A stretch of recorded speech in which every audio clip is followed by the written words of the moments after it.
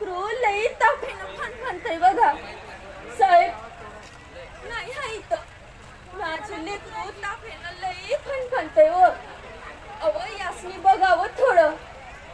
काय अव तुमचा आमची जातीचा प्रश्न कशाला काढताय होय. अव तुमची आमची जात सारखी धर्म सारखा आणि बाटाचा कुठला आलाय प्रश्न बघा. कुठला आलाय प्रश्न. अहो अहो मी तुमच्या पुढे हात जोडतो. मी तुमच्या पुढे हात जोडतो. माझ्या लेकरासनी बघावं. माझ्या लेकरासनी बघा. याचा बाप इथं नाही हो. मी याच्या बापासनी काय उत्तर देऊ. मी याच्या बापासनी काय उत्तर देऊ.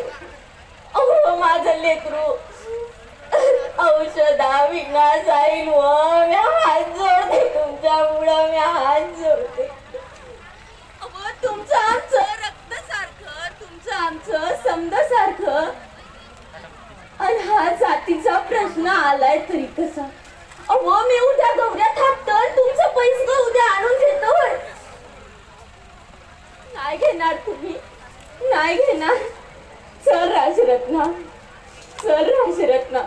ह्या तुझ्या अंगावर घरी जाऊन थंड पाण्याच्या पट्ट्या ठेवते होय. चल राजरत्ना. हे राजरत्ना. राजरत्ना.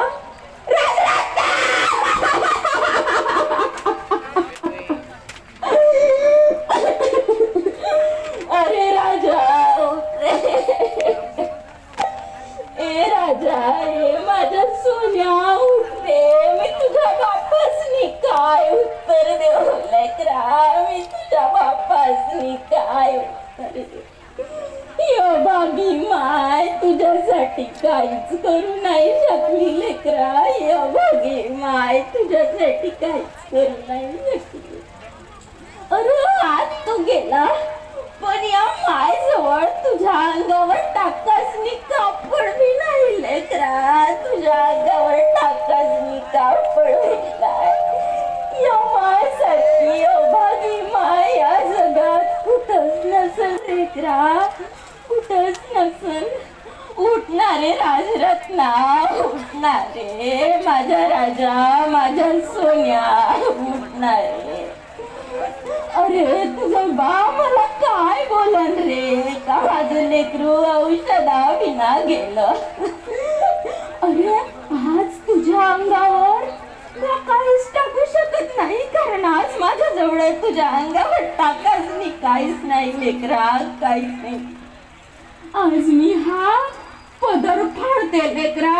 तोच तुझ्या अंगावर टाकते कारण माझ्या जवळ दुसरं काहीच नाही लेकरा. दुसरं काहीच नाही. उठणारे माझ्या सोन्या माझ्या राजा. उठणारे लेकरा. उठणार माझ्या राजा माझ्या सोन्या. दुःखाची घटना साहेब कडवी ते पत्रानी इवला सारा रत्न तुमचा गेला की सोडून. इवला सारा रत्न तुमचा गेला की सोडून.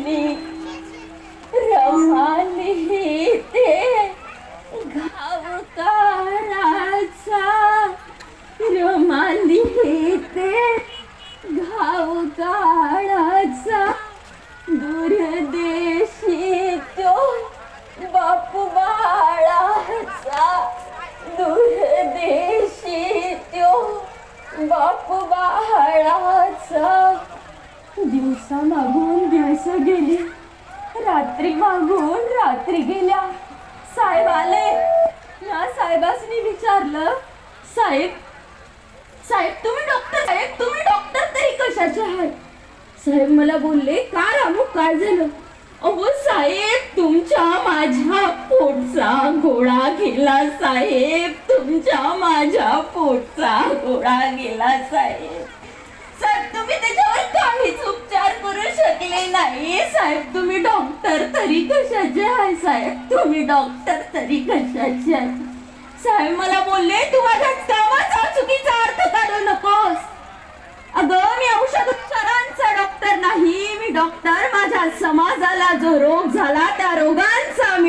डॉक्टर आहे. अगं, आपल्या समाजात औषधोपचारांचे हजारो डॉक्टर आहेत, पण माझ्या समाजाला जो रोग झाला ना, त्या रोगांचा मी एकमेव डॉक्टर आहे. त्या रोगांचा मी एकमेव डॉक्टर आहे. म्हणलं, होय साहेब, तुम्ही रोगांचे डॉक्टर आहात, पण साहेब तो तर आपल्या पोटचा गोळा होता. साहेब तो तर आपल्या पोटचा गोळा होता. साहेब मला लय दुःख होते. साहेब मला लय आठवण येते. साहेब त्याची लय आठवण येते. साहेब मला बोलले, अगं एक राजरत्न गेला म्हणून खचून जाऊ नकोस. अगं तूच जर अशी खचून गेलीस तर आपल्या समाजाचं काय होईल. अगं एक राजरत्न गेला म्हणून तू जर खचलीस तर आपल्याला आपल्या समाजात अनेक राजरत्नांची निर्मिती करायची आहे. त्या अनेक राजरत्नांकडे बघ. म्हणलं, भाई साहेब मला बी समाजाचं हाय साहेब. अहो साहेब, पण तो तुमचा लई लाडाचा होता साहेब, हुबेहूब तुमच्यासारखा होता साहेब, म्हणून मला याची खंत वाटते. साहेब मला बोलले, अगं तू आता यशवंता, मुकिंदा, रमेश, इंदूचीच आई नाही, तर तू या 9 कोटी लेकरांची माय रमाबाई भीमराव आंबेडकर आहेस. रमा, तू या 9 कोटी लेकरांची माय रमाबाई भीमराव आंबेडकर आहेस. मग ना म्हणलं, साहेब ठीक आहे साहेब, मला माफ करा साहेब, मला माफ करा. आज मला एका गोष्टीचा लई आनंद झाला साहेब. साहेब साहेब आज मी 1 लेकरू गमावलं, 4 लेकरं काळाच्या पडद्याआड केली साहेब. पण आज ही रमाई 9 कोटी लेकरांची माय रमाबाई भीमराव आंबेडकर झाली साहेब. हे सुख माझ्या पदरात तुमच्यामुळे आलंय साहेब, तुमच्यामुळे आलंय साहेब. कोण आहे तिथं? कोण मला आवाज देतोय? कोण आहे तिथं?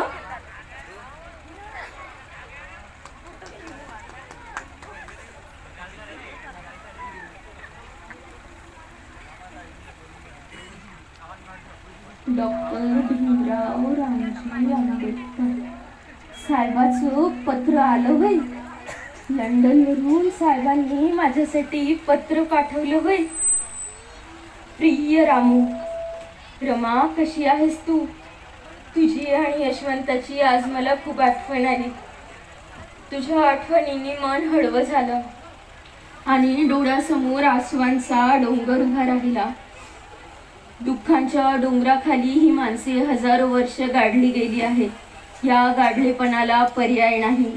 मी झुंज देतो आहे, मी हैराण होतो आहे, पण मी झुंज देतो आहे. भावना मनात दाटून आल्या आहेत. घरातल्या सर्वांची आठवण आली आहे.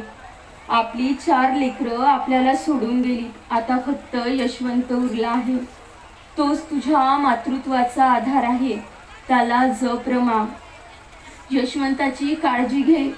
आयुष्यभरासाठी झोपेपेक्षा अभ्यासच मोलाचा वाटत राहिला. याची सर्वात जास्त श्रेय माझ्या बाबांना आहे. माझ्या अभ्यासाची वाट तेवत राहावी म्हणून माझे बाबा दिव्यासारखे जळत राहिले.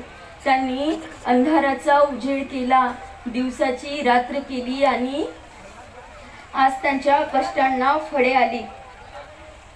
माझ्या बाबांच्या कष्टांना आता फळे आली. फार फार आनंद वाटतो आहे. रमा, आपल्याला असं जगून चालायचं नाही. आपल्याला अंधारच आहे. आपल्याजवळ दुःखाशिवाय काहीच नाही. दारिद्र्य, गरिबी ह्याशिवाय दुसरं काहीच नाही. अडचणी, संकटे आपल्याला सोडित नाही. मागे अंधारच आहे. दुःखाचे